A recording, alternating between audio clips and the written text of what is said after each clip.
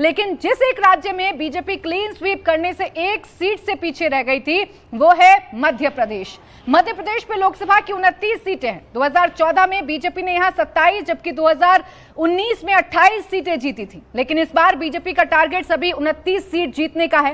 क्या बीजेपी अपना ये टारगेट अचीव कर पाएगी? अब इसी पर करेंगे बात और आपके सामने हम रखने जा रहे हैं इंडिया टीवी CNX का ओपिनियन पोल। मध्य प्रदेश में अगर आज चुनाव होते हैं तो क्या कहता है मध्य प्रदेश का मूड, आपके सामने रखते हैं। और सबसे पहले बात कर लेते हैं भोपाल रीजन की, जिसमें 3 सीटें हैं।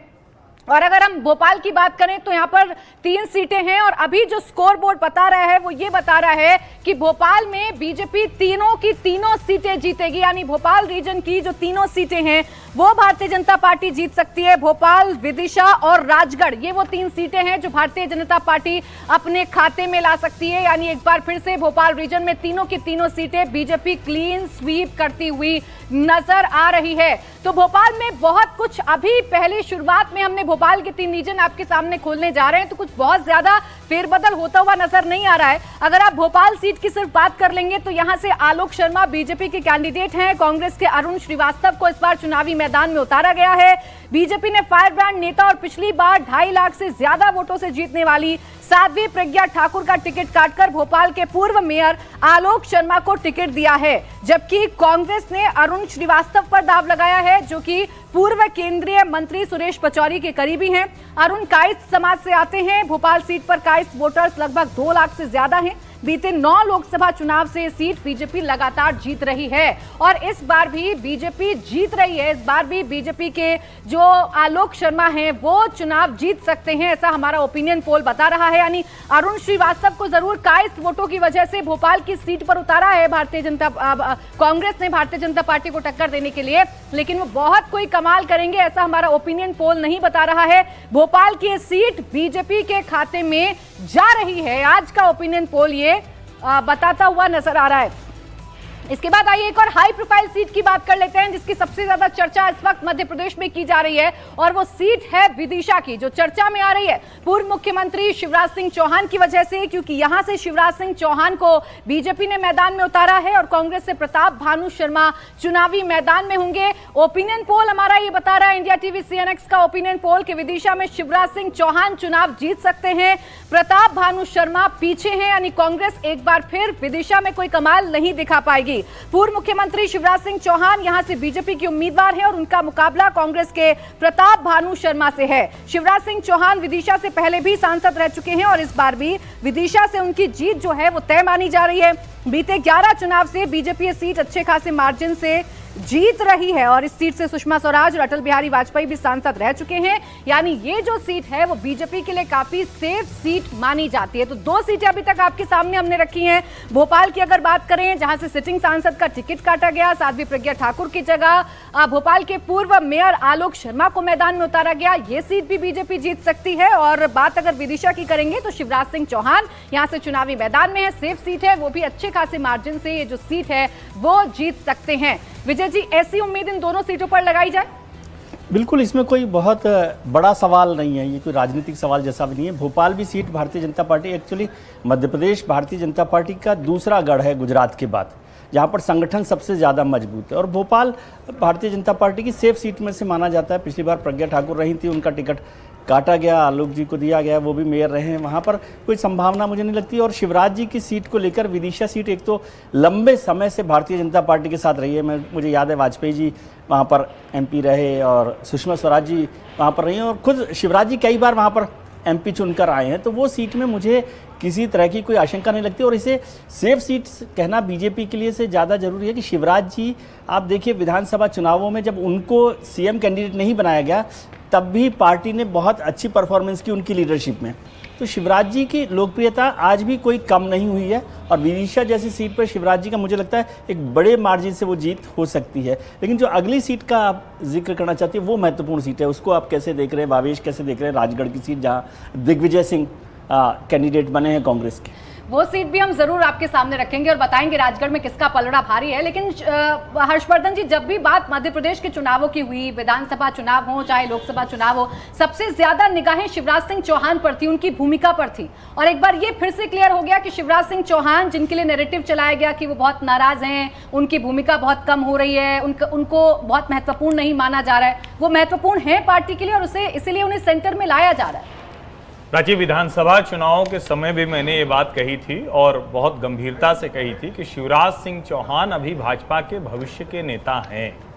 भारतीय जनता पार्टी ने उनको इसलिए मध्य प्रदेश की भूमिका से हटाया क्योंकि एक तरह से कहें, कोई नेता होता है ना, उसका एक समय होता है एक भूमिका में, वहां लग रहा था कि शायद वो सीलिंग टच कर रहे हैं, छत को छू रहे हैं, अब उससे आगे वो री इन्वेंट करने की स्थिति में नहीं, नया एक जिसको कहते हैं ना फ्रेश एनर्जी, वो लाने की स्थिति में नहीं। लेकिन शिवराज सिंह चौहान वो नेता है जो मध्य प्रदेश में एक ऐसे नेता के तौर पर उभरे हैं जो पैन मध्य प्रदेश भारतीय जनता पार्टी के रीति नीति विचार व्यवहार के नेता है, संगठन जिनको पसंद करता है। और मैं बार बार कहता हूं, जो अभी विजय जी ने कहा, गुजरात से अधिक संघ की प्रयोगशाला मध्य प्रदेश है। संघ का जितना बड़ा, जिसको हम कहते हैं हर दूसरे चौथे घर में एक संघी वहां होगा, वहां संस्थान खड़े किए गए भारतीय जनता पार्टी के शासनकाल में। मुझे लगता है कि शिवराज सिंह चौहान सांसद के तौर पर केंद्रीय भूमिका उनकी बड़ी होने वाली है। केंद्र में मंत्री के तौर पर वो नरेंद्र मोदी की अगली कैबिनेट का हिस्सा होंगे। और जो सबसे बड़ी बात है कि जब भारतीय जनता पार्टी में इस तरह का ट्रांजिशन होता है तो अब वो राज्य की राजनीति में उतना दखल देते हुए नहीं दिखेंगे, क्योंकि वहां मोहन यादव को कमान दी गई है। लेकिन जो मध्य प्रदेश की राजनीति है, जिसका दिल्ली में प्रतिनिधित्व है, उसके वो सबसे बड़े चेहरे साबित होंगे। सबसे पहले भावेश, इन दोनों सेफ सीट की हमने चर्चा की है। इन दोनों ही सेफ सीटों पर किस तरीके का मुकाबला आपने पाया? क्या सिर्फ यहां देखने वाली बात मार्जिन कोई होगा कि कितनी मार्जिन रहता है जीत में बीजेपी की?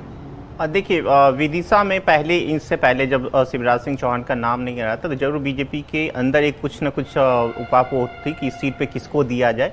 उसको लेके बीजेपी में एक थोड़ा सा मुश्किल जरूर थी कि ये सीट क्या आगे खिसक सकती है। लेकिन आप पूरे मध्य प्रदेश को ओवरऑल पिक्चर में देखें, जब से विधानसभा चुनाव हुए तब से कांग्रेस की एक लाइन लेंथ देखें तो पूरे जैसे लगे बिगड़ गई है।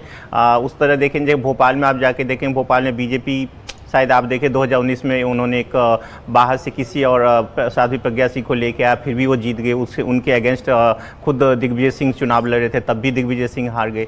तो ये जो पूरा रीजन है जिसमें विदिशा, भोपाल और जो राजगढ़ है, इन तीनों रीजन में देखेंगे बीजेपी का एक गढ़ है। पहले भी बीजेपी हर सीट पे एक अच्छा मार्जिन से जीतती आई है। हो सकता था बीजेपी के लिए विदिशा पहले मुश्किल होती यदि यहाँ से शिवराज सिंह चौहान को नहीं लड़ाया जाता, लेकिन क्योंकि ये पूरे रीजन को देखें, इसका नेचर ही ऐसा है कि वहाँ पे एक जो बीजेपी का वोट बैंक वहाँ पे रहा है, वो उसको मैच करते हैं, जिससे बीजेपी यहाँ पे एक हमेशा ही लीड लेती है। जब आप मुश्किल कह रहे हैं भावेश, तो किस तरीके की मुश्किल का सामना करना पड़ता बीजेपी को अगर शिवराज सिंह चौहान मैदान में ना होते तो? देखिए, वो कैंडिडेट स्पेसिफिक होता है। जब आप देखिए, अब ये बात सही है कि पूरे नॉर्थ में देखेंगे कि आप बीजेपी अच्छा परफॉर्म करती है कांग्रेस से अगेंस्ट, या पूरे नॉर्थ में अलग अलग जगह पे जाए थे, लेकिन फिर भी कैंडिडेट का अपना एक नेचर होता है जिसके वजह से कुछ न कुछ वोटों का नुकसान होता है। उसी में से कुछ सीटें हैं, जैसे एक विदिशा थी शायद इससे पहले। अभी जब शिवराज सिंह चौहान वहाँ पे कैंडिडेट है तो बीजेपी के लिए कोई प्रॉब्लम नहीं है, और बीजेपी के लिए बस वहाँ पे यही देखना है कि कितने मार्जिन से जीतेंगे।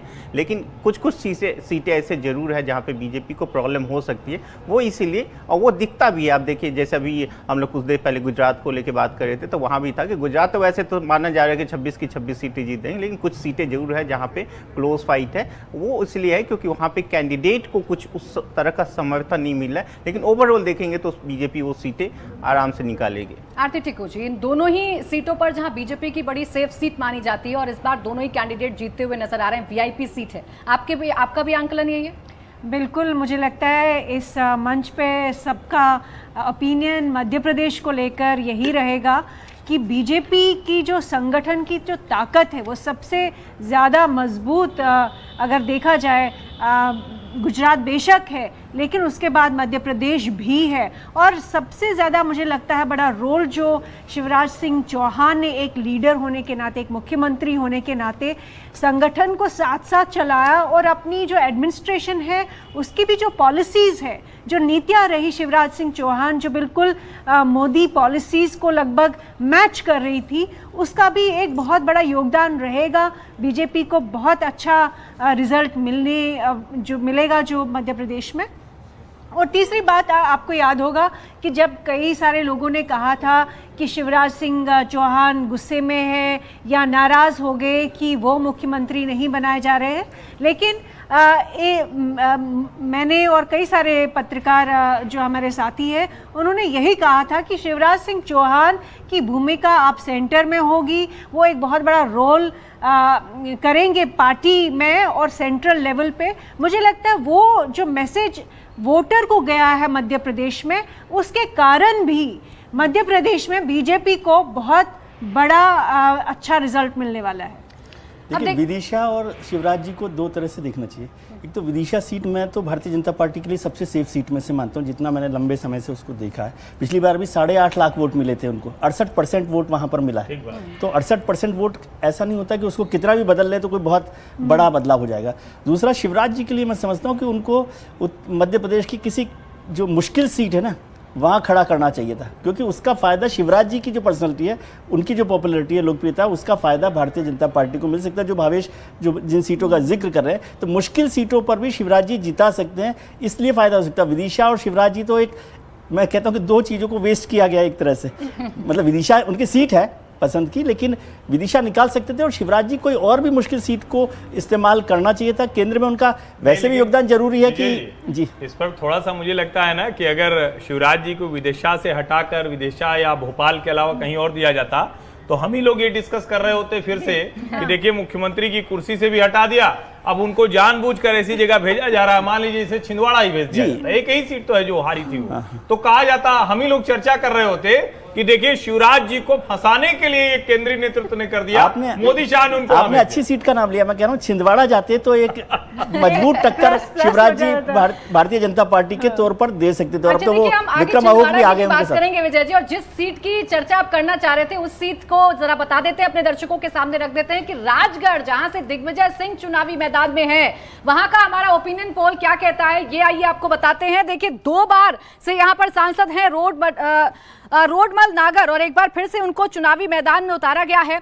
इस बार जो मुकाबला है वो कांग्रेस के दिग्गज नेता और पूर्व मुख्यमंत्री दिग्विजय सिंह के बीच में है। दिग्विजय सिंह पहले लोकसभा चुनाव लड़ने से इनकार कर चुके थे, लेकिन दिल्ली के प्रेशर के बाद उन्हें मैदान में उतरना पड़ा और इस हॉट सीट की फाइट में दिग्विजय सिंह फिलहाल हारते हुए नजर आ रही हैं। यानी कि जो 2 बार के सांसद हैं रोडमल नागर, जिन्हें एक बार फिर से राजगढ़ में मैदान में उतारा गया है, वो ये सीट जीतेंगे, यानी कि जीत की हैट्रिक लगा सकते हैं। जबकि दिग्विजय सिंह, जिनकी एक गढ़ रहा है राजगढ़ सीट, उस सीट पर दिग्विजय सिंह हार का सामना कर सकते हैं। हालांकि देखिए, दिग्विजय सिंह ने चुनाव प्रचार शुरू कर दिया है। मां बगुलामुखी मंदिर में जाकर उन्होंने पद यात्रा की भी शुरुआत कर दी है। वो पद यात्रा कर रहे हैं, अपने साथ जनाधार जोड़ने की कोशिश कर रहे हैं। यानी पूरी कोशिश है दिग्विजय सिंह की कि अगर वो राजगढ़ से चुनावी मैदान में उतरे हैं, पहले उनकी इच्छा नहीं थी कि वो इस सीट से मैदान में उतरे, लेकिन उनकी पूरी कोशिश है कि वो मैदान में उतरे हैं तो इस मुकाबले को कम से कम दिलचस्प तो बना दें। लेकिन हमारा ओपिनियन पोल ये कह रहा है कि राजगढ़ की जो सीट है वो दिग्विजय सिंह हार सकते हैं, जबकि रोडमल नागर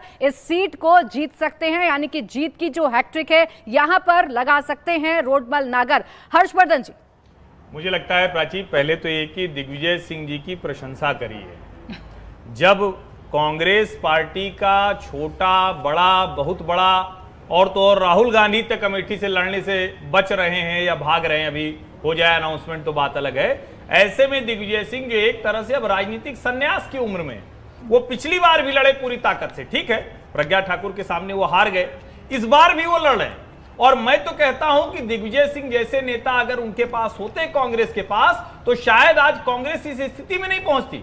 वो आदमी इस उम्र में भी मध्य प्रदेश में शिवराज सिंह की चौहान की सरकार के सामने धरना प्रदर्शन वो कर रहा है, पानी की बौछार वो झेल रहा है। और कमाल की बात ये कि दूसरा कोई नेता, जिसको हम कहते हैं यूथ लीडरशिप खड़ी हो जाएगी, वो अपने इलाके से बाहर नहीं निकल सके।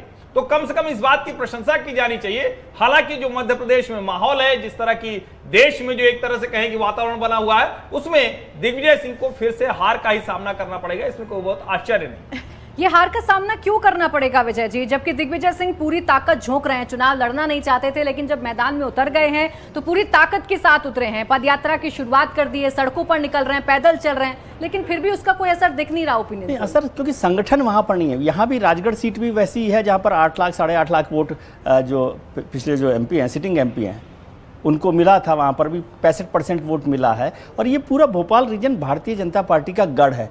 मैं हर्षवर्धन जी की बात से सहमत हूँ कि दिग्विजय सिंह जो हैं उनकी तारीफ करनी चाहिए कि वो जब कांग्रेस भाग रही है मैदान से, वहाँ पर वो ऐसी सीट पर खड़े हो गए। हालांकि वो उनका इलाका भी है, राघवगढ़ भी उसी में आता है जिस इलाके से वो आते हैं, और एक मजबूत टक्कर वो दे सकते हैं कि किस तरह से होगा। लेकिन फिर भी वोट डिफरेंस पिछली बार का बहुत ज़्यादा है, करीब करीब 30% के 20% से ज़्यादा वोट डिफरेंस वहाँ पर है, और कांग्रेस का संगठन वहाँ नहीं है। दिग्विजय सिंह जी के लिए एक और तारीफ करनी चाहिए, वो फाइटर तो है ही। कांग्रेस ने जिस आइडियोलॉजी को छोड़ दिया है, उस आइडियोलॉजी पर दिग्विजय सिंह आज भी खड़े हुए दिखाई देते हैं।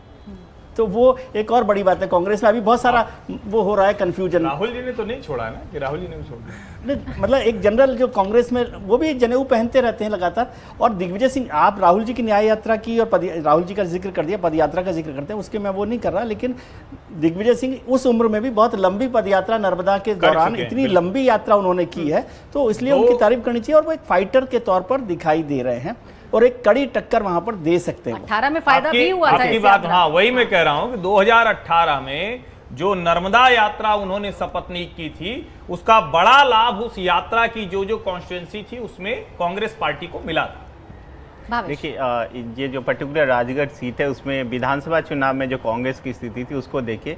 8 विधानसभा आती है इस लोकसभा में, जिसमें कांग्रेस का कब्जा सिर्फ 2 पे, जिसमें एक उनके सुपुत्र है। बाकी सीटों पे जो बीजेपी जीती तो बहुत बड़ी अंतर से जीती। जब भी विजय जी जो कह रहे थे कि जो वोटों का जो फासला है बीजेपी और कांग्रेस में, वहां पे देखिए कांग्रेस को 31% वोट मिले थे और बीजेपी को 65% वोट मिले थे 2019 में। 2014 में आप देखिए कांग्रेस को 35% वोट मिले थे और बीजेपी को 60% वोट मिले थे। तो ये जो वोटों का फैसला है, वहां पे लगातार बीजेपी अपने लिए वहां पे और स्ट्रेंथ करती जा रही है। 2014 से और ज्यादा 5% वोट बढ़ाया, कांग्रेस का वोट परसेंट घटा। उसी तरह आप असेंबली में देखिए तो बीजेपी और अच्छा परफॉर्म करती आई। तो ये पूरा जो पर्टिकुलर रीजन है जिसमें हम लोग बात करें, तो बीजेपी बहुत ही ज्यादा स्ट्रांग है। एक वजह जो हमने अभी बात की कि अर्बन नेचर है इसका। दूसरा ये कि इसमें बहुत ज़्यादा बीजेपी पहले से बहुत ताकत बढ़ रही है। तो इसमें जैसे बात कर रहे थे कि शायद दिग्विजय सिंह जी को पहले कह रहे थे कि शिवराज सिंह को कहीं फंसाने की कोशिश थी, तो मुझे लग रहा है दिग्विजय सिंह जी को कहीं फंसा दिया गया है यहाँ पे। दिग्विजय सिंह एक कांग्रेस की स्थिति कमजोर है वहाँ पर, और ऐसा भी नहीं है कि कुछ और नेता थे जो रोजाना बीजेपी का दरवाजा पर देखते थे कि कहीं खुल तो नहीं रहा। दिग्विजय सिंह कम से कम उन नेताओं में से नहीं है। वो अपनी जहां पर भी लड़ाई लड़ रहे हैं, वैचारिक लड़ाई लड़ रहे हैं, पार्टी की लड़ाई लड़ रहे हैं, उनको मौका मिला, उनको नहीं मौका मिला। और ये उन लोगों में से हैं जब पिछली बार जब मुख्यमंत्री थे और उन्होंने कहा था कि यदि वो हार जाएंगे तो राजनीति से 10 साल सक्रिय राजनीति में नहीं रहेंगे, और उसको भी उन्होंने बरकरार रखा। ऐसे लोग भी कम होते हैं जो इस तरह की लड़ाई लड़ते हैं। देखिए, चुनाव लड़ना नहीं चाहते थे आरती जी, लेकिन पार्टी ने अगर मैदान में उतार दिया तो ये फैसला भी कबूल किया और ताकत के साथ लड़ रहे हैं दिग्विजय सिंह। बेशक ओपिनियन पोल दिखा रहा है कि रोडमल नागर हैट्रिक लगाएंगे, वो जीत सकते हैं इस सीट पर। देखिए, जीतना शायद मुश्किल होगा, लेकिन मुझे लगता है पार्टी में अपने आप को रिलेवेंट रखने के लिए दिग्विजय सिंह ने ये कदम उठाया है। हर्षवर्धन जी कह रहे हैं कि उनका पॉलिटिकल संन्यास है, लेकिन मुझे लगता है ये पॉलिटिकल संन्यास को रोकने के लिए उन्होंने ये लड़ाई लड़ रहे हैं। और इसमें कहीं ना कहीं मुझे लगता है जो पार्टी के अंदर एक बहुत बड़ा तबका है जो राहुल गांधी के खिलाफ भी है, एक खिलाफ है और एक उनके समर्थन में है। तो उस लड़ाई के बीच में दिग्विजय सिंह की एक रेलेवेंस रहती है आने वाले समय में। मुझे नहीं लगता है कि उनको अभी हम राइट ऑफ कर सकते हैं, अंडर एस्टिमेट कर सकते हैं। वो हारे भी, लेकिन उनकी रेलेवेंस कहीं ना कहीं कांग्रेस पार्टी में आने वाले समय में रहेगी। देखिए, हमने राजगढ़ की बात कर ली और अभी तक का जो स्कोर है वो भोपाल की हमने पहले ही बात कर ली थी कि जो 3 सीटें हैं भोपाल रीजन में, उसमें भारतीय जनता पार्टी ही कमल खिलाएगी, कांग्रेस के पास कोई मौका नहीं। अगले रीजन की तरफ बढ़ते हैं और मालवा की 4 सीटों की बात करते हैं। मालवा में देखिए 4 सीटें हैं और 4 सीटों में अभी तक हमारा जो ओपिनियन पोल बता रहा है वो ये कि बीजेपी चारों ही सीटों पर अपना कमल खिलाने में कामयाब रह पाएगी और यहाँ पर कांग्रेस खाता नहीं खोल पाएगी। इसमें जो सीटें आती हैं, देखिए इसमें उज्जैन सीट भी आती है, इसमें इंदौर सीट भी आती है। उज्जैन की अगर आप बात करेंगे तो उज्जैन सिटिंग मुख्यमंत्री मोहन यादव का क्षेत्र है। यहां से एक बार फिर अनिल फिरोजिया को चुनावी मैदान में उतारा, यानी कि जो सिटिंग वो है सांसद, यहां से उन्हें मैदान में उतारा गया है। कांग्रेस ने महेश परमार को यहां से मैदान में उतारा है। सिटिंग एमपी अनिल फिरोजिया को बीजेपी ने फिर मैदान में उतारा है, जबकि कांग्रेस ने महेश परमार पर दाव खेला है। उज्जैन सीट पर बीजेपी हमेशा से मजबूत रही है, लेकिन महाकाल लोक का निर्माण हो या फिर मोहन यादव का मुख्यमंत्री बनना, बीजेपी को ये सारे फैक्टर एक बार फिर जीत दिलाने में मददगार साबित होते दिख रहे हैं, यानी कि अनिल फिरोजिया यहां से एक बार फिर जीत दर्ज कर सकते हैं और महेश परमार जो कि कांग्रेस के कैंडिडेट हैं वो हमें पीछे नजर आ रहे हैं। अभी का ओपिनियन पोल ये बता रहा है कि उज्जैन सीट एक बार फिर बीजेपी के खाते में जाएगी। इसी मालवा की इंदौर सीट की भी आइए बात कर लेते हैं। इंदौर सीट पर किस तरीके के समीकरण बन रहे हैं और क्या कह रहा है हमारा ओपिनियन पोल। यहां से बीजेपी ने शंकर लालवानी को चुनावी मैदान में उतारा है, जबकि कांग्रेस के अक्षय बम यहां पर मैदान में है। ओपिनियन पोल ये कह रहा है कि शंकर लालवानी ये सीट जीत सकते हैं, यानी कि बीजेपी के खाते में ये सीट जा सकती है, क्योंकि इंदौर बीजेपी का मजबूत किला है। मौजूदा सांसद शंकर लालवानी पर बीजेपी ने भरोसा जताया है, बीजेपी का भरोसा कायम है, जबकि कांग्रेस ने अक्षय बम पर दांव खेला है। इस सीट पर बीजेपी की सुमित्रा महाजन लगातार 8 बार सांसद रही हैं। ये बीजेपी का मजबूत किला है और उज्जैन हो या इंदौर दोनों ही इस तरफ इशारा कर रहे हैं कि दोनों ही सीटें बीजेपी के खाते में जा सकती हैं। अनिल फिरोजिया उज्जैन से जीत सकते हैं, जबकि इंदौर से शंकर लालवानी जो है वो चुनाव जीत सकते हैं। भावेश, देखिए, इस पूरे रीजन में आप देखें तो ये पूरा रीजन बीजेपी का मजबूत गढ़ रहा है। असेंबली में भी आप देखें जब 2018 में बीजेपी चुनाव हार गई तो इस पर्टिकुलर रीजन में बीजेपी अच्छा परफॉर्म की थी।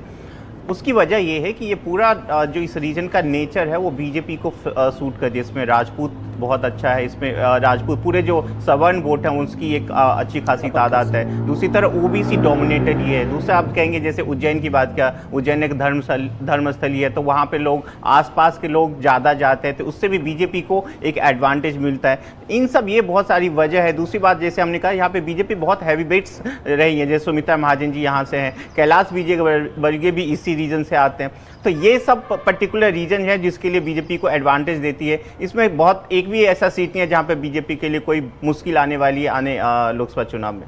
देखिए, जब इस रीजन की बात कर रहे हैं हर्षवर्धन जी, तो सबसे ज्यादा चर्चा में तो फैसला रहा मुख्यमंत्री का चयन करना। मोहन यादव को मुख्यमंत्री जब बनाया गया तो चर्चा यही हुई थी उस वक्त भी कि ये लोकसभा चुनावों को देखकर फैसला लिया गया है, ये सिर्फ एमपी तक सीमित नहीं है, ये उत्तर प्रदेश में भी फायदेमंद होगा, ये बिहार में भी फायदेमंद होगा। तो कुछ ऐसा फैक्टर नजर आता है आपको?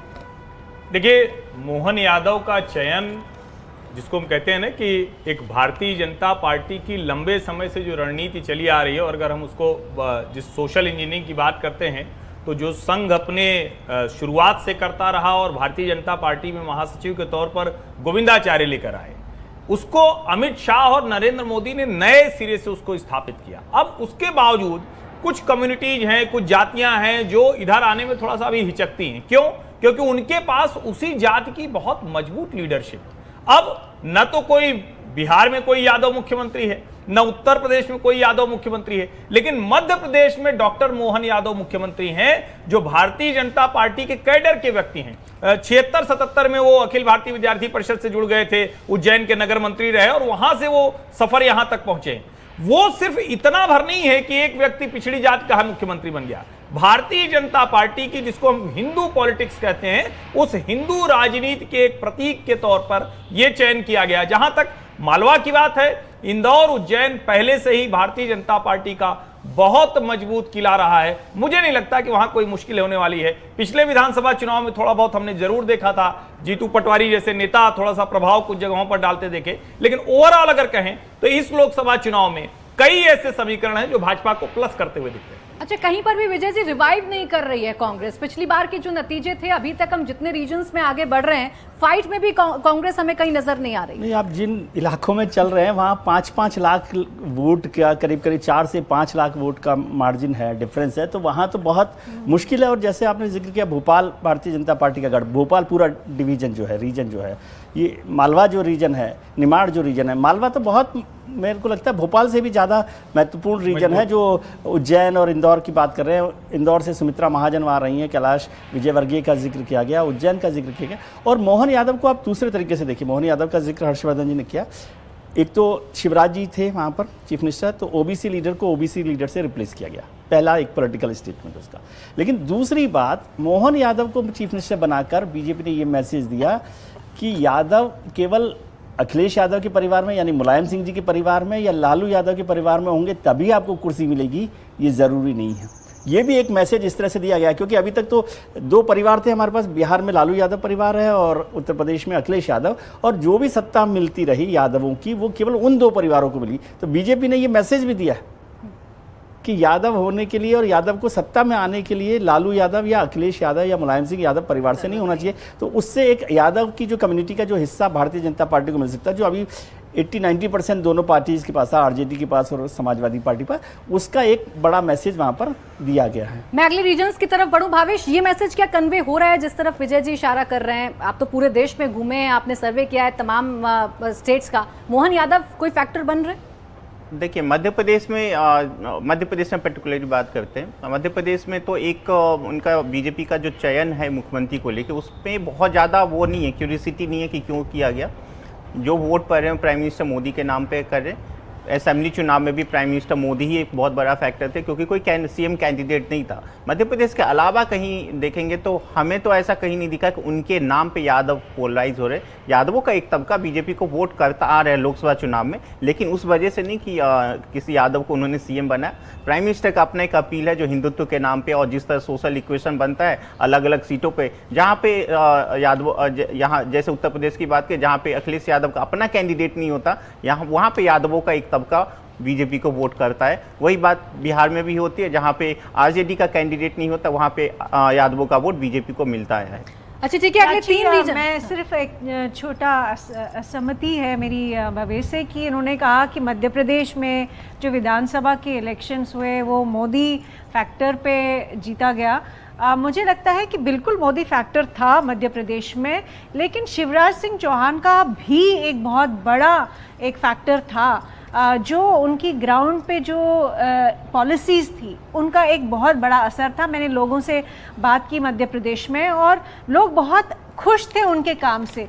तो ये कहना कि सिर्फ मैं सिर्फ मोहन यादव के संदर्भ में कह रहा था, वो कोई नॉमिनेटेड नहीं थे उस टाइम, उनका तो कोई चर्चा भी नहीं था। मोहन यादव मुझे नहीं लगता है कि कोई फैक्टर होंगे लोकसभा इलेक्शंस में। बेशक कि असेंबली में, अगले असेंबली में या आने वाले 5 साल जो है असेंबली में क्या होता है वो अलग बात है, लेकिन लोकसभा में मुझे नहीं लगता कि मोहन यादव वैसे उनको अभी लीडरशिप चेंज के लिए फैसला किया गया। नरेंद्र मोदी जैसा बड़ा नेता हो तो अभी मुख्यमंत्री बने मोहन यादव का कोई प्रभाव नहीं, लेकिन जब ऐसे प्रतीक तैयार किए जाते हैं तो उसका थोड़ा समय लगता है। एक लॉन्ग टर्म मैसेज होता है। धीरे धीरे चीजें जब लोगों के मन में आती हैं। अब जैसे उदाहरण के लिए वो पटना चले गए, वहां एक बढ़िया एक सम्मेलन हुआ, उसमें उन्होंने कहा कि हम लोग तो यदुवंशी लोग हैं, हम लोग तो मेहनत करके कमाने खाने वाले लोग हैं, हम लोग कोई घोटाला भ्रष्टाचार थोड़ी ना करते हैं। उत्तर प्रदेश में आए तो उनका जरूरी थोड़ी ना है कि किसी एक परिवार में हम होंगे। वो चले गए आजमगढ़ में जहां दिनेश लाल यादव निरहुआ जूझ रहे हैं, धर्मेंद्र यादव। तो मतलब एक तरह थोड़ा सा एक एड ऑन फैक्टर पॉइंटेड है, बहुत टारगेटेड है, कोई भी बचना नहीं चाहिए। और आज आप उसका निश्चित तौर पर नहीं देखेंगे बहुत बड़ा प्रभाव, लेकिन धीरे धीरे कुछ लोगों के मन में तो आएगा ना भैया कि देखो ऐसा नहीं है कि यादव जी लोगों को उधरी सत्ता मिलती है। और मोदी फैक्टर तो सब जगह होता ही है, फिर मोदी फैक्टर के आगे तो मतलब फिर डिबेट करने का मतलब। ठीक है, अगले रीजन की तरफ बढ़ लेते हैं। निमाड़ बघेलखंड और महाकौशल की आइए बात कर लेते हैं। निमाड़ में 5 सीटें हैं और निमाड़ का हमारा जो ओपिनियन पोल है वो ये बता रहा है कि निमाड़ की पांचों सीटें बीजेपी के खाते में जा सकती हैं, यानी यहां पर भी कांग्रेस का जो खाता है वो नहीं खुलेगा। 0 ही कांग्रेस के आगे हमें नजर आ रहा है। निमाड़ में भी 5 सीटें और 5 सीटों पर बीजेपी कमल खिलाएगी।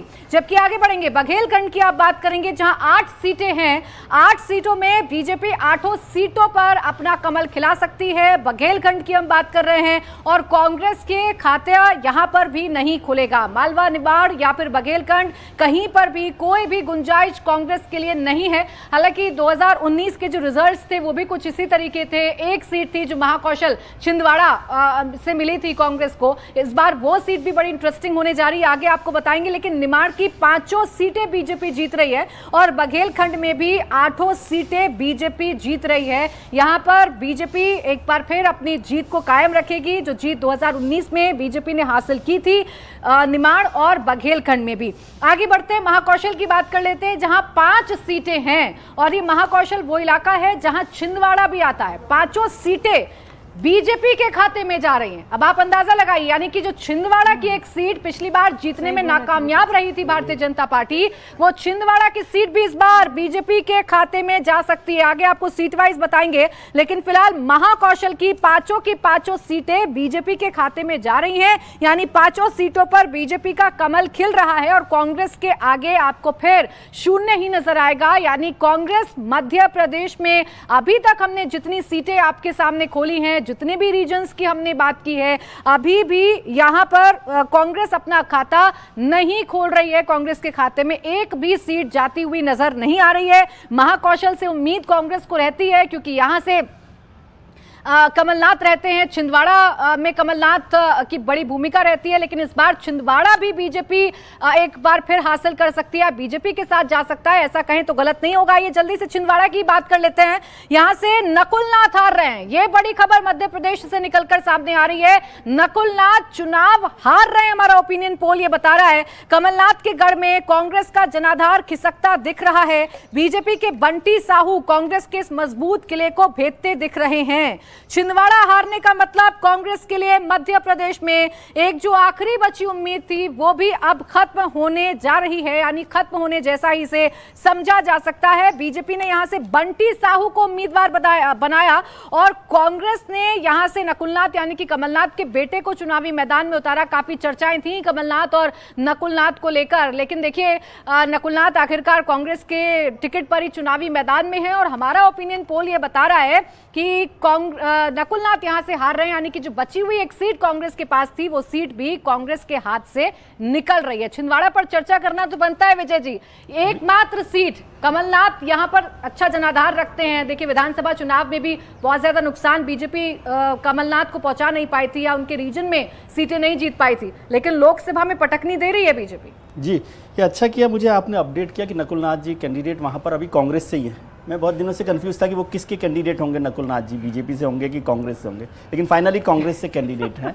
और वहाँ एक बड़ी टक्कर जो है इस बार भारतीय जनता पार्टी दे सकती है। एक तो डेवलपमेंट कल ही हुआ है वहाँ पर कि विक्रम अहोक जो मेयर थे वो भारतीय जनता पार्टी में आ गए, उसी इलाके के एक एमएलए जो थे वो भारतीय जनता पार्टी में आ गए। और यदि पिछला चुनाव का नतीजा वहाँ देखें तो करीब करीब 35-38 हज़ार वोट से नकुलनाथ जीते थे। बीजेपी ने उस समय भी कड़ी टक्कर दी थी, 47% वोट नकुलनाथ को मिला, 44% वोट मिला, लेकिन 3% वोट भी केवल 30 हज़ार 35 हज़ार वोट है, 37 हज़ार मेरे ख्याल से मार्जिन रहा है। तो इस बार, और आपको याद हो विधानसभा चुनावों में जब छिंदवाड़ा केवल भारतीय जनता पार्टी छोड़ दी तो शिवराज जी सबसे पहले चुनाव नतीजे के बाद छिंदवाड़ा गए थे और उन्होंने कहा था कि इस बार मेरा लक्ष्य है कि 29 की 29 सीटें जीतना। इसलिए मैंने कहा, हालांकि हर्षवर्धन जी थोड़ा नाराज हुए कि भाई शिवराज जी को क्यों फंसा रहे हैं छिंदवाड़ा में, तो छिंदवाड़ा जो है सीट मजबूत सीट हो सकती है भारतीय जनता पार्टी के लिए। और बंटी साहू लगातार कमलनाथ फैमिली के साथ पॉलिटिकल वॉर में रहे हैं, कांग्रेस के साथ झगड़े में रहे, तो इसलिए मजबूत सीट है और निकल सकती। मुझे कोई इतना बड़ा आश्चर्य नहीं होगा वहाँ पर। भविष्य क्या बदलाव महसूस किया आपने छिंदवाड़ा में? देखिए, एक तो जो कांग्रेस जब से विधानसभा चुनाव हारी है, जैसे मैं पहले भी कहा था, पूरे कांग्रेस की जैसे लाइन लेंथ बिगड़ी हुई है, उनको एक कैंडिडेट ढंग का नहीं मिल रहा था। पूरे मध्य प्रदेश में आप देखिए कितना लेट से उन्होंने कैंडिडेट अनाउंसमेंट किया है। तो एक तो ये है कि उनको बहुत ही ज़्यादा क्राइसिस से गुजरना पड़ा कि ऑर्गेनाइजेशन स्ट्रक्चर पे एक अलग अलग लोकसभा में जाएंगे तो पूरे के पूरे लोकसभा के सारे लोग बीजेपी में जा रहे। खुद कमलनाथ, उनके बेटे सारे बीजेपी ज्वाइन करने के लिए तैयार थे। तो पूरे मध्य प्रदेश में आप देखेंगे कांग्रेस के लिए कोई भी एक ऐसा सीट नहीं है जिसको सेफ माना जाए। उसकी सबसे बड़ी वजह है, जब से विधानसभा चुनाव हारी, कांग्रेस को लगा कि वो जो भी मुद्दे उठा रहे हो जनता से जुड़े हुए नहीं है। अब विधानसभा में देखिए जो प्राइम मिनिस्टर मोदी या जो उस टाइम के जो सीएम थे शिवराज सिंह चौहान, उन्होंने जिस तरह कैंपेन किया उसमें वो जनता से जुड़े हुए मुद्दे थे। लाडली लक्ष्मी योजना हो चाहे और भी कई सारे योजना हो, वो सारे जनता से जुड़े हुए मुद्दे थे और जनता ने उसको थम्स अप किया और बीजेपी को बहुत बड़ी जीत मिली थी। कांग्रेस जो एक्सपेक्ट कर रही थी कि मध्य प्रदेश में जीत जाएगी, जो एक टाइम लग भी रहा था कि कांग्रेस बहुत अच्छा चुनाव लड़ रही है और बहुत टफ फाइट देगी, वो धीरे धीरे कांग्रेस घटती गई और इस हाल में पहुंच गई कि कांग्रेस 50-60 सीटों पर सिमट गई थी। फिलहाल अभी यही है कि हर एक लोकसभा चुनाव में जो हर एक लोकसभा क्षेत्र में आप जाएं तो कांग्रेस की जितने भी कार्यकर्ता थे सब उदासीन है, कोई काम नहीं करना चाहते। शायद इसीलिए आप देखेंगे कि खुद कमलनाथ ने चुनाव में भी नहीं है, जैसे फंसी हुई सीट होती है, कड़ी टक्कर होती है, ऐसा कुछ नहीं। 4-5 ऐसी सीटें हैं वो बस स्थानीय कार्य। ऑब्वियसली हम ये तो नहीं मान सकते कि छिंदवाड़ा बीजेपी 5 लाख वोटों से जीत रही है। बीजेपी यदि जीतेगी भी तो बहुत क्लोज फाइट में जीतेगी। तो ये छिंदवाड़ा एक है, वैसे धार है, उसके बाद एक खरगोन है, उसके बाद एक मंडला है। ये सब सारी सीटें हैं जो बहुत क्लोज फाइट में है। हो सकता है बीजेपी यदि लास्ट मोमेंट में कुछ ऐसा हो तो बीजेपी हार भी सकती है, लेकिन फिर भी बीजेपी यहाँ पे लगभग बहुत अच्छी पोजीशन में इन सारी सीटों पे भी जिस पे हमने अभी चर्चा की। अच्छा, बीजेपी जानती थी हर्षवर्धन जी कि हमने इतना काम कर लिया है कि हम ये चुनाव जीत सकते हैं छिंदवाड़ा में, इसीलिए आखिरी वक्त तक जो उहापोह की स्थिति रही कि कमलनाथ और उनके बेटे इधर जाएंगे या नहीं जाएंगे, वो आखिरकार नहीं जा पाए, कांग्रेस के टिकट पर ही चुनाव लड़ रहे हैं और अब हमलावर है पूरी की पूरी बीजेपी। आज ही मुख्यमंत्री ने हमला बोला है नकुलनाथ पर। देखिए प्राची, मुझे लगता है कि सबसे पहला जो जिसको कहते हैं ना संकेत उस दिन मिल गया था जब पिता पुत्र चार्टर अपना लेकर और चले आए थे दिल्ली उड़ के। छिंदवाड़ा से उड़े, अचानक वो आया कि भैया उनके लिए हैंगर बुक हो गया है, वो यहाँ आ रहे हैं, और वो आ भी गए और 2 दिन तक दिल्ली में बैठे रहे और भारतीय जनता पार्टी के शीर्ष नेतृत्व ने उनको भाव तक नहीं दिया। भारतीय जनता पार्टी के किसी एक नेता ने जिसने मिलाने की कोशिश की थी, इतना विरोध होने लगा कि उस फैसले की तरफ कोई जाने की बात ही नहीं कर रहा था और चूंकि टॉप लीडरशिप से कोई आश्वासन नहीं था, कोई बातचीत नहीं थी, तो उस तरफ गए नहीं। तो सबसे पहली हार तो छिंदवाड़ा पर वहीं हो गई। दूसरी हार तब हुई जब नकुलनाथ को अपनी सीट के लिए कहना पड़ा कि मैं ही चुनाव लड़ूंगा। छिंदवाड़ा में अगर ये नाथ घराने को कहना पड़े, जहां कमलनाथ, आरतीनाथ, नकुलनाथ सांसद रहे हो, सुंदरलाल पटवा को छोड़कर कभी कोई जीता नहीं, वहां पर अगर ये कहना पड़ा तो इसका मतलब है कि कुछ तो बड़ी मुश्किल है। और तीसरी जो बड़ी बात है, जो अभी विजय जी ने भी जिक्र किया, वहां का मेयर चला आता है, कमलनाथ के बाद सबसे ज्यादा मतों के अंतर से 25,000 मतों के अंतर से जो अमरवाड़ा से कांग्रेस के विधायक बनते हैं वो चले आते हैं। पार्टी में जो जिसको कहते हैं ना कि आप संगठन का जिला अध्यक्ष है, जिला उपाध्यक्ष, वो लोग चले आते हैं। एनएसयूआई की पूरी टीम चली आती है। तो संकेत तो यही है कि कमलनाथ जी के दिन अब लद गए हैं। वो जीत जाएंगे तो हम ये मानेंगे कि उन्होंने जितना काम किया था अभी भी उसका फल उनको मिल रहा है। और देखिए, वो पहले से ही वो हताश निराश तो बहुत पहले से हैं। मैं विधानसभा चुनाव के समय भी कह रहा था कि कमलनाथ जैसी लीडरशिप पर अगर कांग्रेस जीत जाए तो ये चमत्कार ही होगा। मुझे तो उस वक्त भी हवा बहती दिख रही थी, हालांकि बहुत कम लोगों को तब बह रही थी। अच्छा, संगठन में भी देखिए उदासीनता छाई हुई है। छिंदवाड़ा में एक एक करके जो नेता हैं, जो करीबी माने जाते हैं कमलनाथ की, वो छोड़कर भारतीय जनता पार्टी में आ रहे हैं। और हमारा ओपिनियन पोल भी ये बता रहा है कि छिंदवाड़ा जो गढ़ आप कह सकते हैं कमलनाथ का रहा, वो गढ़ इस बार कमलनाथ के हाथ से निकल सकता है। आगे बढ़ते हैं, मंडला की आइए बात कर लेते हैं। और मंडला में आपको बताते हैं किस तरीके का मुकाबला हो सकता है, क्योंकि एक बार फिर फग्गन सिंह कुलस्ते को मैदान में उतारा है बीजेपी ने। विधानसभा का चुनाव लड़ाया गया था, लेकिन विधानसभा का चुनाव जीत नहीं पाए थे फग्गन सिंह कुलस्ते। दोबारा इन पर यकीन किया गया है। कांग्रेस ने यहां से ओंकार मरकाम को चुनावी मैदान में उतारा है। और हमारा ओपिनियन पोल ये बता रहा है कि 6 बार के सांसद रहे फग्गन सिंह कुलस्ते ये चुनाव जीत जाएंगे। वो केंद्र सरकार में मंत्री थे, लेकिन विधानसभा चुनाव में उन्हें हार का सामना करना पड़ा था। बावजूद इसके बीजेपी ने उन पर भरोसा कायम रखा। कांग्रेस के ओंकार मरकाम के मुकाबले वो बड़ी लीड लेते हुए नजर आ रहे हैं, यानी कि मंडला की सीट बीजेपी जीत रही है, हमारा ओपिनियन पोल ये बता रहा है। और कांग्रेस के ओंकार मरकाम जो है वो इस सीट पर पीछे नजर आ रहे हैं, यानी कि हारते हुए नजर आ रहे हैं। फग्गन सिंह कुलस्ते विधानसभा चुनाव नहीं जीत पाए थे, लेकिन वो लोकसभा के चुनाव में जब उतर रहे हैं तो इस सीट को जीत सकते हैं। इसके बाद चंबल रीजन की आइए बात कर लेते हैं, जहां 4 सीटें हैं लोकसभा की, और इन चारों सीटों पर भी आपको बीजेपी का कमल खिलता हुआ नजर आएगा ओपिनियन पोल के मुताबिक। इंडिया टीवी CNX का ओपिनियन पोल आप देख रहे हैं, और कांग्रेस का यहां पर भी खाता नहीं खुल रहा है, यानी कांग्रेस यहां पर भी शून्य। उसके आगे आप लगा हुआ नजर आएगा आपको। बीजेपी चारों की चारों सीटें जीत रही है। चंबल में एक सीट जिसकी चर्चा कर लेना जरूरी है, वो है गुना की सीट, क्योंकि यहां से ज्योतिरादित्य सिंधिया को मैदान में उतारा गया है। केंद्रीय मंत्री और सिंधिया राजघराने के महाराजा ज्योतिरादित्य सिंधिया गुना की सीट जीत सकते हैं। 19 के चुनाव में ज्योतिरादित्य सिंह गुना सीट हार गए थे। 24 में बीजेपी के टिकट पर सिंधिया गुना से आसानी से जीत सकते हैं। कांग्रेस कैंडिडेट राव यादवेंद्र सिंह उनके मुकाबले पिछड़ते नजर आ रहे हैं। गुना में हार का सामना ज्योतिरादित्य सिंधिया को करना पड़ा था 2019 के चुनावों में, लेकिन आपको जानकारी दे दें कि इस बार फिर ज्योतिरादित्य सिंधिया को मैदान में उतारा गया। अपने सिटिंग MP को यहां से टिकट नहीं दिया गया, बीजेपी ने टिकट नहीं दिया, और ये सीट बीजेपी निकालेगी, ऐसा हमारा ओपिनियन पोल कह रहा है। यानी कि ज्योतिरादित्य सिंधिया यहां पर आगे नजर आ रहे हैं। उनका जो दबदबा है वो उनकी सीट पर कायम है, और वो सीट जीत सकते हैं ज्योतिरादित्य सिंधिया। भावेश, देखिए, शुरुआती तौर पे लग रहा था कि शायद ज्योतिरादित्य सिंधिया चुनाव ना लड़े। उस टाइम लग रहा था कि KP यादव को फिर से बीजेपी टिकट देगी, और शायद ज्योतिरादित्य सिंधिया क्योंकि राज्यसभा सदस्य है तो एक लग रहा था कि उनको चुनाव नहीं लड़ाया जाएगा। लेकिन जब से ज्योतिरादित्य सिंधिया को वहाँ पे चुनाव लड़ा, बीजेपी देखिए वहाँ पे ट्रेडिशनली उस पूरे रीजन में बीजेपी वैसे कमज़ोर रही है, लेकिन वो विधानसभा चुनाव में होता है। लोकसभा चुनाव में 2019 में आप देखेंगे तो बीजेपी सारी की सारी सीटें जीती थी। उसका सबसे बड़ा रीजन यही था कि इस रीजन में, पर्टिकुलर रीजन में जो दलितों का वोट होता है, जो और दलित और जो आदिवासी का जो वोट होता है, वो बीजेपी के लिए इन ब्लॉक वोट गया था। वो ट्रेंड अभी भी बरकरार है, जिसके लिए बीजेपी अभी भी देखेंगे 2024 में बीजेपी सारी की सारी सीटों पे अच्छी पोजीशन में है। और गुना की सीट बीजेपी ज्योतिरादित्य सिंधिया भले पिछली बार हार गए थे कांग्रेस के टिकट पे, लेकिन इस बार चूंकि बीजेपी के साथ है और केपी यादव पहले लग रहा था कि शायद वो विरोध करके कांग्रेस में जाएंगे, लेकिन शायद गए नहीं, तो उसका भी एक फैक्टर ये है कि जो थोड़ा बहुत विरोध था वो है नहीं और बीजेपी के लिए बहुत ही कंफर्टेबल सिचुएशन है वहाँ पे। ठीक है, देखिए मध्य प्रदेश में जो एक सीट की गुंजाइश रह गई थी वो एक सीट भी इस बार बीजेपी जीत रही है, यानी कि 29 की 29 सीटों पर बीजेपी क्लीन स्वीप करती हुई नजर आ रही है। ये आप मध्य प्रदेश से बड़ी खबर कह सकते हैं, क्योंकि छिंदवाड़ा एकमात्र सीट थी जो कांग्रेस ने 2019 में जीती थी, लेकिन इस बार ये सीट कांग्रेस नहीं जीत पाएगी। नकुलनाथ यहां से हार रहे हैं और इसका नतीजा आप दिल्ली में देख सकते हैं। 29 में से 29 सीटें बीजेपी जीत सकती है।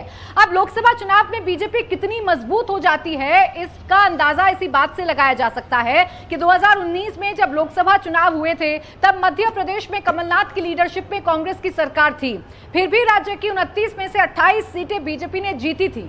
सबसे खास बात यह है कि बीजेपी जिन 28 सीटों पर जीती थी उनमें से 25 सीटों पर उसके उम्मीदवार 50%, 60% से ज्यादा वोट हासिल कर पाए थे। होशंगाबाद, राजगढ़, विदिशा और इंदौर जैसी लोकसभा सीटों पर तो बीजेपी कैंडिडेट को 65% से ज्यादा वोट मिले। इस बार तो मध्य प्रदेश में बीजेपी की सरकार है, 163 विधानसभा सीटें उसके पास हैं, यानी बीजेपी इस बार न सिर्फ 29 सीट जीतना चाहती है बल्कि वोटों का मार्जिन भी जबरदस्त रखना चाहती है। और अभी जो फाइनल ओपिनियन पोल हमारा आया उसे अंदाजा लगाइए कि बीजेपी ने जो टारगेट सेट किया था वो टारगेट बीजेपी पूरा कर रही है। कुल मिलाकर ये कहा जा सकता है कि मध्य प्रदेश की सभी 29 सीटें जीतने का बीजेपी का सपना इस बार पूरा होता दिख रहा है।